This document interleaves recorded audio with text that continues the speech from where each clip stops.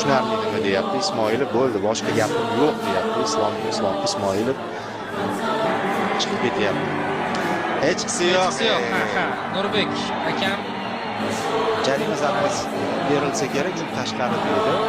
Va endi buni skop. nima bu do'stlar? So'nggi umid bo'ldi deb baholandi. Hakamga topshirmoqda. Ismoilov.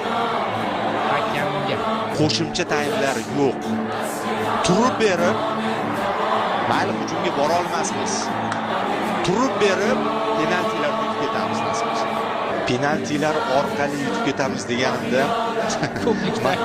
mana bu penalti bo'lishini bilmagandim, lekin bunaqa variantga ham rozimiz. Penalti! Rakimov Sen uchun biz hayajonlanamiz. Sen hayajonlanma.